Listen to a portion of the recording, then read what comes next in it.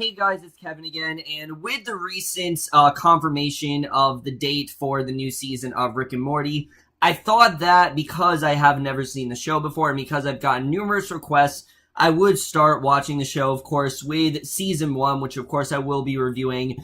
So the basic plot of Rick and Morty, if you guys don't know what the show's about, which if you don't, how could you not? Go and watch this show right now. It is absolutely worth your time. All episodes are on Hulu. You can definitely binge it really quick before the new season comes on July 30th. Definitely do that right now. But essentially the plot of Rick and Morty is that you have Morty, who, he's a normal 15-year-old teenager, and at 14, 15, I think, and, he's going about his daily life, and his grandfather, Rick, has recently been allowed to visit the family again. His grandfather, Rick, he is very much estranged, and he's drunk a lot and things like that, but he ends up recruiting Morty to go on tons of crazy, very sort of, peril and tons of adventure, and that's really all I'm gonna say. And basically, Morty, is kind of forced to accompany him on many of these missions, whether he wants to or not, and that's really all I'm gonna say about the show in this video. But like I said, pretty much since the show has been on, I have had numerous requests to watch this show. So many people have said, oh, you gotta watch Rick and Morty. If you love BoJack Horseman, you gotta check out Rick and Morty. How are you not watching Rick and Morty? It's entirely up your alley. And, I've always wanted to watch it. I really have. In fact, I started watching it, I'd say, like, August of last year. And I stopped because I realized that the show wasn't going to be coming back. So I'm like, okay, not much of a reason to binge it now if the show's not going to come back till 2017. I just didn't really feel like I had a reason to do that because I knew that the second I started the show that I would probably be binging it like crazy. So I decided that I would just wait to binge it till now. And thank God I did that. Thank God I made the choice to watch the show in general, because over time, the more I did watch of Rick and Morty, the more I really did fall in love with it. Rick and Morty is such a fantastic show, and already in this first season, it takes what could just be a very simple concept and makes it a lot more complex. And it focuses on some really heavy topics that you really would not expect it to cover, like the meaning of life and the existential crisis that many characters go through. The idea of the human condition, something like, something like depression and suicide. It really touches upon all these things really well, and it's much deeper than most even live action shows on TV today. It is one of the most multi-layered shows I have seen of its kind in a very long time, and I'm going to talk about all of that right now, starting off with the cast. And that's one of the things that I think really does make this show so great. The cast in this show, you have seen characters like them before, but they take archetypes of characters, from other animated shows, like, say, The Simpsons or Family Guy, and really make them feel more real and human. I mean, this has to be one of the most human animated shows I've seen, and not just because the cast in general is human. I mean, emotionally, they really all do feel human. They're so layered as a character. Let's first talk about Rick Sanchez, our main character, who is played brilliantly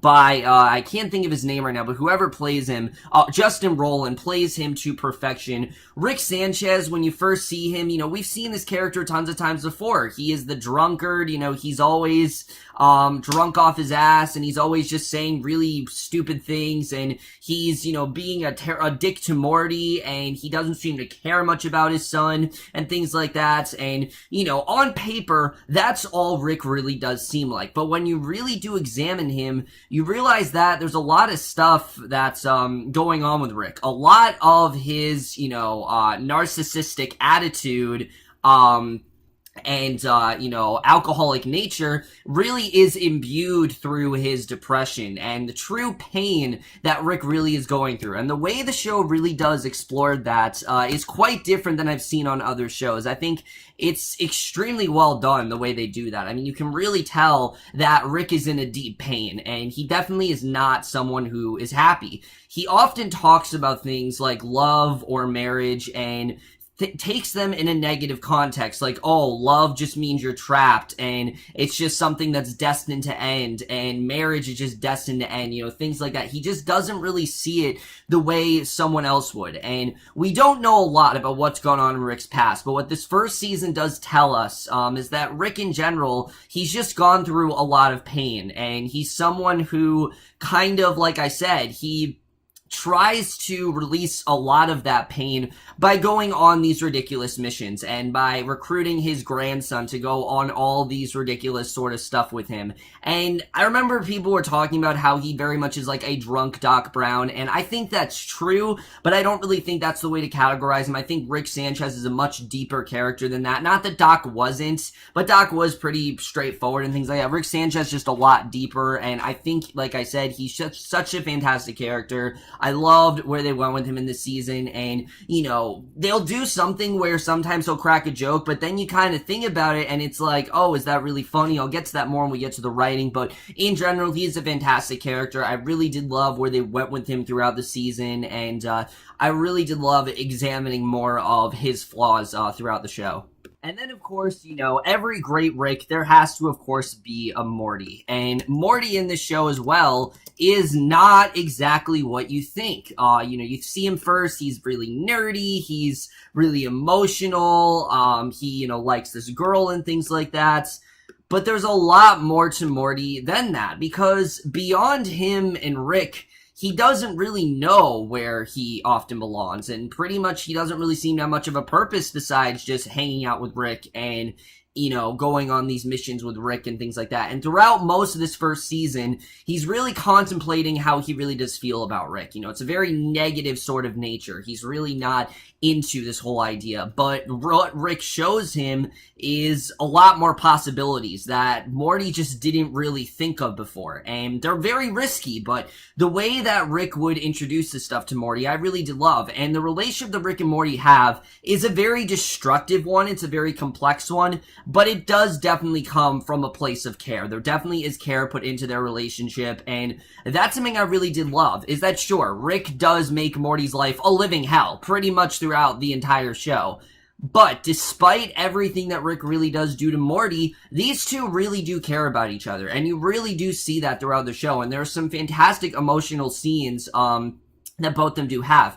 And I can't even say that both actors have really good chemistry because it's actually played by the exact same actor, which is honestly a really smart move. I think it actually made a lot of sense for them to do that, and I think by getting us, giving us the same character, it not only gets us to care about these two more, but it also really show the stark contrast in both Rick and Morty, but also how similar they both really are. They're both kind of going through the same pain, they're both very much trapped in that way, and that was something I really did love. I thought they were both fantastic characters. Again, I thought they both were really well developed, and Morty could have easily just been someone who is suffering throughout the show, but the thing is, Rick is suffering just as much as him, and that's something the show really does portray very well. And again, it really does show how much the show really does care about the characters as a whole.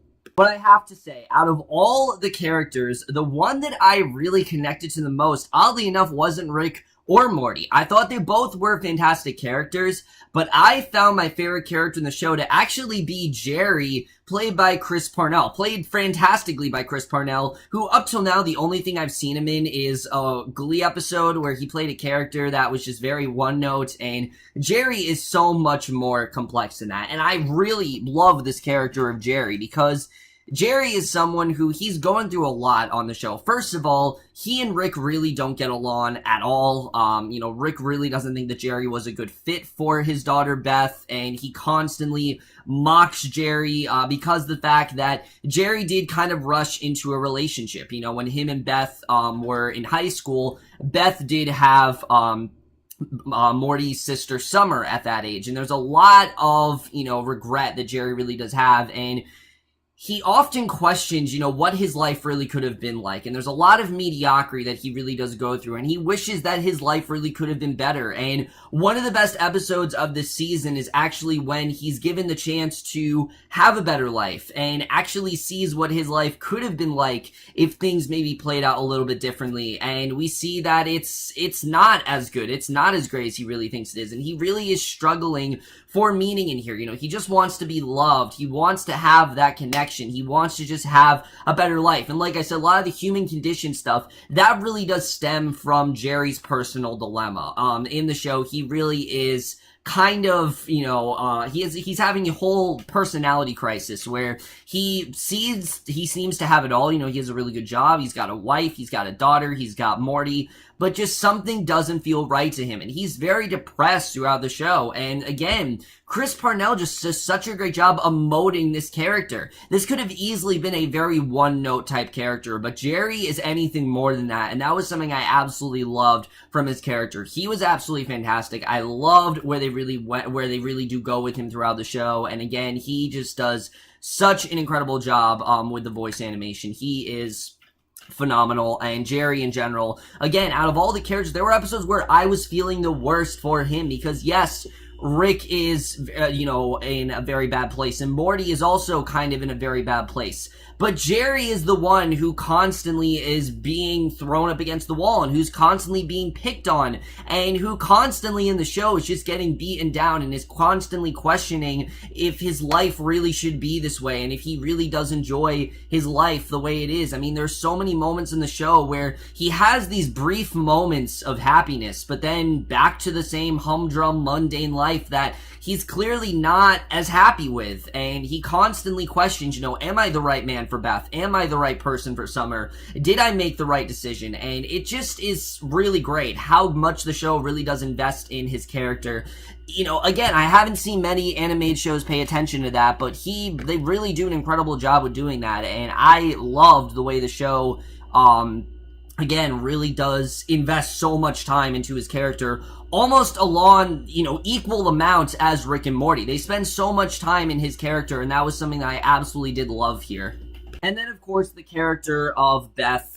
Beth is not, I think, as complex as Jerry is, but I still really did love her character. I think she still does an incredible job. The actress who plays her, the actress who does the voice work, let's see, her name is Sarah Kalk, and she as well is fantastic. I really did love her character because, again, there's a lot of regrets that she's having. She is this surgeon, and she's a surgeon for horses. Actually, it's not for it's actually not for humans. She's a surgeon for horses, and she's constantly questioning if she made a good decision in marrying Jerry. And their relationship in the show, again, it's just so complex and it's so interesting, and a lot of the scenes that these two had together, it really does feel like the end, but somehow they always find their way back to each other, and that is so much more emotional than them just separating. And I'm glad that they didn't actually separate these two. I like that they actually do stick together, and again, their scenes are just really struck a chord with me emotionally, and I think they did an incredible job with that. The only character that I didn't find as much investment in is Spencer Grammer as Summer. I think she still was great in the show. I think she still does a really great job. And I really did love the character of Summer. It's just she's not on the same level as a Morty or a Rick or a Jerry. She's just not on the same level as that. Sure, she does have she does have a lot going on where she's trying to be a teenager and she's trying to fit in, but that's really all there is to her character. I will definitely say there's not much else to her character besides that. There are some complexities in the sense where she feels like she doesn't really belong at points, and that she was just a baby of convenience and things like that, and that she wasn't supposed to be born. I think that whole thing with her is very interesting, but in general, there's not much else to her character besides that. I think she still does a really good job, but like I said, she's not really on the same level as Rick and Morty. But the fact that the show pays this much attention, the fact that that's actually a problem for me in this show, again, really to show how much time this show really does take to get you to invest in these characters. It's not only focused on the comedy, guys. It's focused on character first, comedy second, and that's one of the reasons why the show is as good as it really is.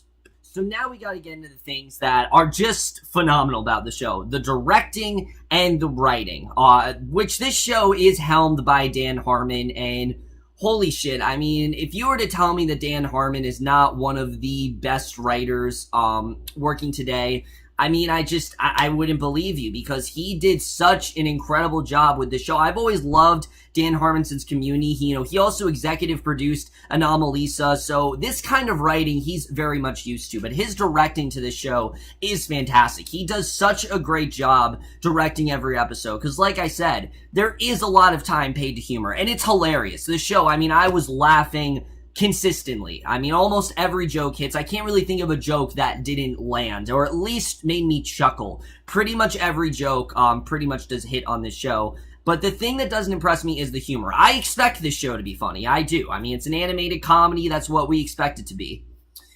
But the thing that impressed me more is how much emotion and how much care was really put into this. Because the show does have a lot of tonal shifts where it will get very emotional. And it's like BoJack Horseman at points, where a character will make a joke and you're laughing, but then you think of what that character is going through and you're like, oh, that's actually not funny. That's actually really fucked up, and that's actually really sad that that's happened to them. Like, for example, which I'm gonna get into spoilers here because I have to. I'm just gonna talk about them right now. As we know in episode 6, there is, of course, the episode where Rick and Morty basically Cronenberg everyone from that love potion, which Rick obviously does fuck up because of his, because he just in general is kind of a fuck up. That's kind of what we see Rick as in this show.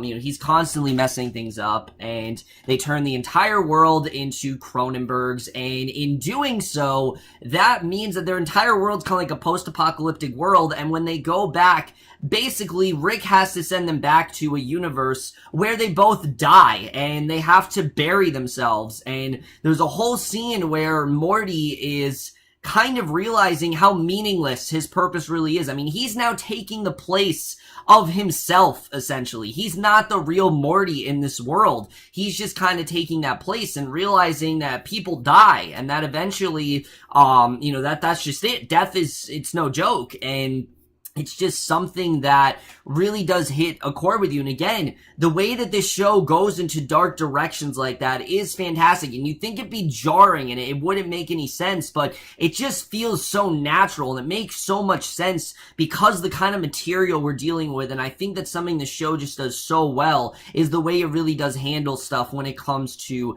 the tone. But the writing as well is some of the best I have seen in an animated show. Easily the best since BoJack Horseman. I mean, for me, this is tied with BoJack Horseman as the best animated show right now. I mean, again, the way the show pays so much attention to these characters and the way they put so much investment into them is fantastic. And it's clear that the show cares more about the characters than it does about the writing. Why, you may ask? Well, there's an entire episode in season 1 just devoted to the family sitting around, and Rick trying to give them, more options for TV. He upgrades their entire TV to multi-dimensional, basically every dimension in the universe. They see all these different kinds of ads and things like that.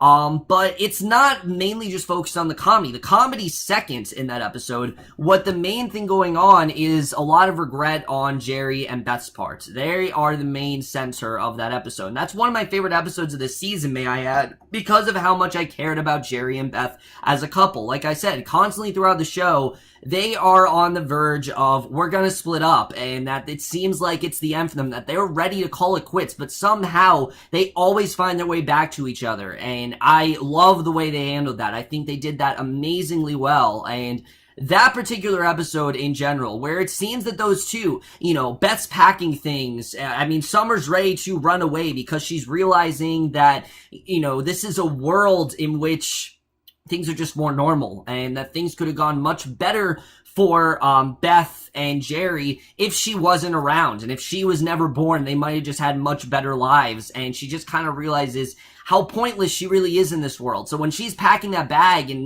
Morty finally sits her down and tells her the truth that both him and Rick are actually dead in this dimension, and that this is a world in which they're dead and they don't actually, they were not inhabited from this world. They were inhabited from a different universe. It's such an emotional scene, and I love the way this show handles that. I think it's just incredibly well done, and that's something I really did love, again, about this show, is how much they cared about these characters. It's not about just Rick and Morty going on these crazy adventures. And yes, that's great. I mean, there's some really creative stuff. There's an entire episode that plays like Inception. There's an entire episode in this show that plays like a M. Night Shyamalan movie, and it works really well, I have to say. I think that stuff was just really well executed, but the show just does whatever it can to get more and more creative, and that's something I really do admire, is how much the show does care about creativity and being different, and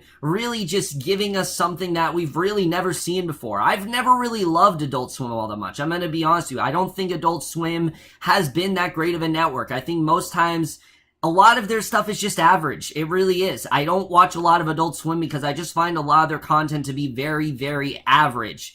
This has to be one of their best shows in years, mainly because of the fact that they pay so much attention to the characters, and they're trying to do something creative and different, and it works, and it's not just focused on gross out humor. And that's something else I love about the show, is that the show is not concerned about Morty being miserable and Rick making his life miserable. It's more about why Rick does it, and why Morty continually, in turn, despite the fact that Rick, continues to make his life miserable and makes him go on all these sort of missions, why Morty continues to let him do it. Why does he let him treat him this way? Why does Morty not try to take a stand? Why doesn't he, finally leave? There's so many episodes this season where, just like Beth and Jerry, it seems like Morty's done, and that he's not going to listen to Rick anymore, and that he's just going to leave him. But then somehow he always finds his way back, and it shows so much how much these characters are in pain, and how things aren't okay for these characters. And that's something I really did love, is that we're following a bunch of characters that are in fact very damaged, and they may seem normal, but they're just not. They're not on that spectrum at all, and that's something that I really did love about the show, is again, how much it really did pay attention to the personal dilemma all these characters are going through, instead of just gross out humor, because it's in there, but it's not focused on it as much as it is the characters, and that's one of the reasons why I love the show as much as I do. Like I did say, guys, even though the show does have a lot of emotional resonance to it, the comedy does absolutely land. I mean, there were so many funny gags in this show, some of which I really don't want to spoil, and I'm not really going to talk about a lot of them because I don't want to spoil them for you guys, but I'll just give you an example right now. I already talked to you about the episode with Morty's son, where he wants to take over the world. And at first it is really funny. Morty has to raise this baby, and the baby keeps talking about world domination and all this stuff like that. And sure, that stuff is really funny. But in that same episode, Morty kind of distills a lot of purpose into his son and asks him, why do you want to do this? And his son says, I have so many, thoughts of like self-destruction and wanting to destroy everything and wanting to kill everyone. But he decides to actually write a book about it, basically. We find out that he actually writes a book about it, and that's the kind of stuff the show just does so well, is the way that it really does play with humor and then turns into something we actually care about. It really just does it seamlessly, and it's something that, sure, a lot of shows do, but not many shows replicate, I think, as well as Rick and Morty does. And that's another thing I really do credit the show for, is while it does have, like I said, a lot of great, emotional stuff, it has just as much fantastic humor, and it really does, those two things coincide in each other very well, and that's something I really do love, is how much those two things really do correlate in the show. Animation as well is phenomenal. Everything looks great, and something else about the show that's so great is that the stakes really do pay off. I mean, when something happens in this show, it stays that way. I mean, like I said, there's an episode where Rick and Morty die, and their bodies stay buried throughout the rest of the season, and it's mentioned quite a few times throughout the season. There's an episode where Morty is with a sex bot, and he has this really fucked up baby who wants to take over the world. That's mentioned again in the next episode.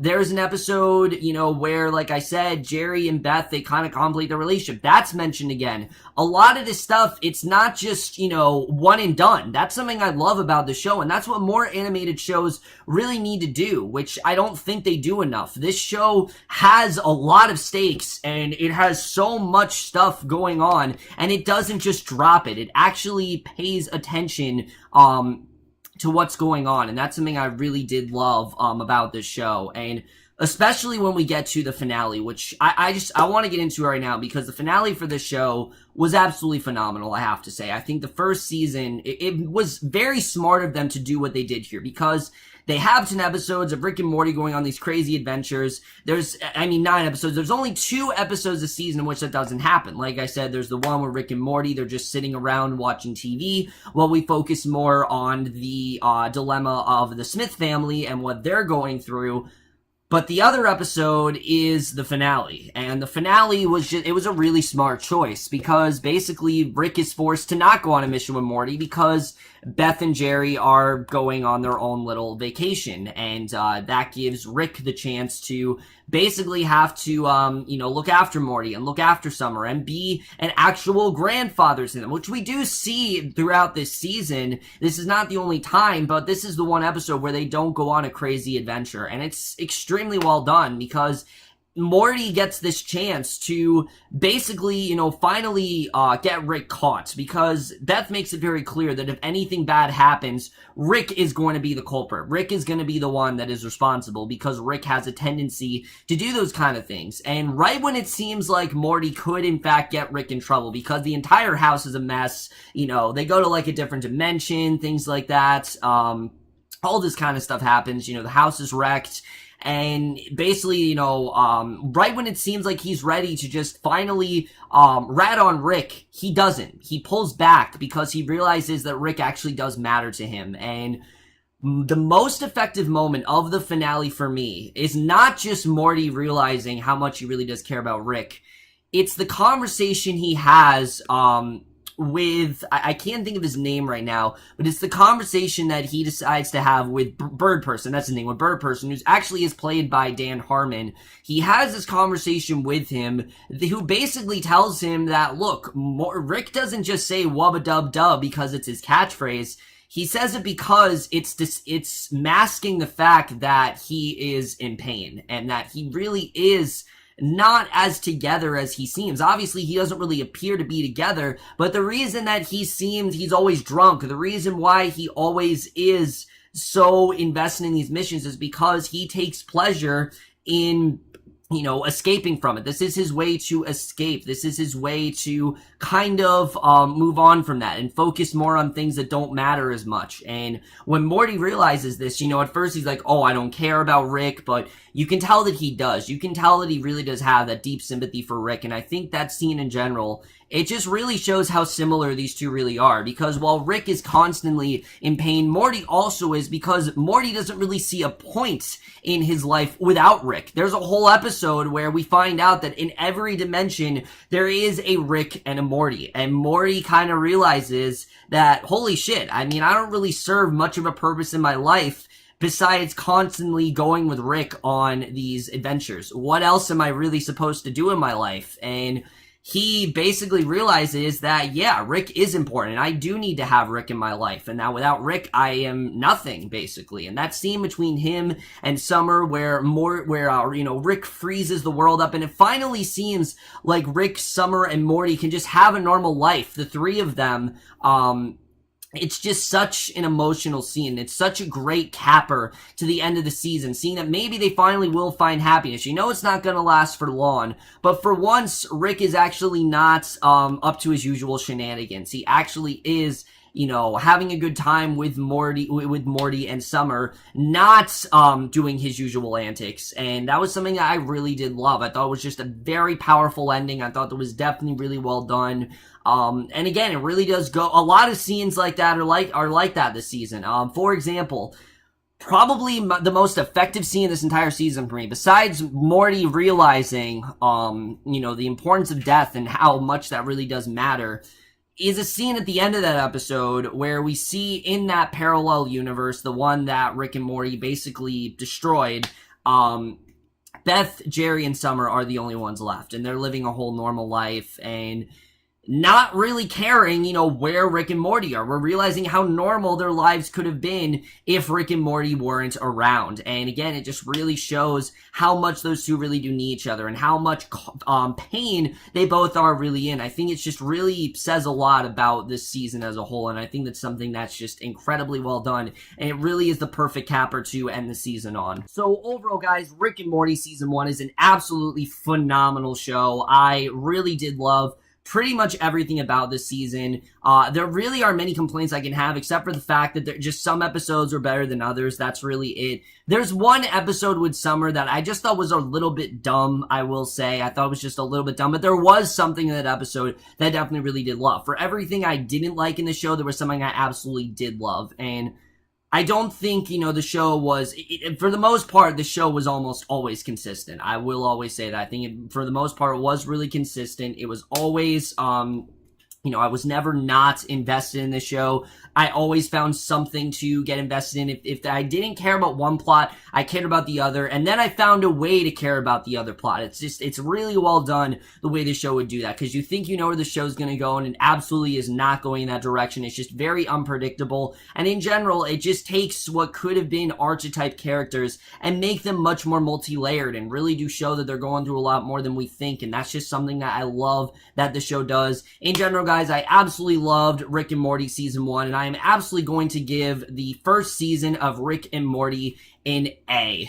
Overall, guys, in my review of Season 1 of Rick and Morty, let me know what you guys thought of this season as a whole. Loved your thoughts in it. In the next couple days or weeks, which there's about 2 weeks left before the Season 3 actually does premiere, I will, in fact, get my review of the second season of Rick and Morty up. I don't know when that's going to be, but it took me a very short amount of time to get through Season 1. I binged most of Season 1 last night, so that really should tell you how incredible and entertaining of a show it really is. I mean, it was basically on the same pace as BoJack Horseman. It was just one after the other. I couldn't get enough of it, and if you guys aren't watching the show, absolutely do so now. But that's it for my review. Hope you guys enjoyed it. I will see you guys in my next video, which will be for a movie review, and I will see you guys for that. Okay, bye.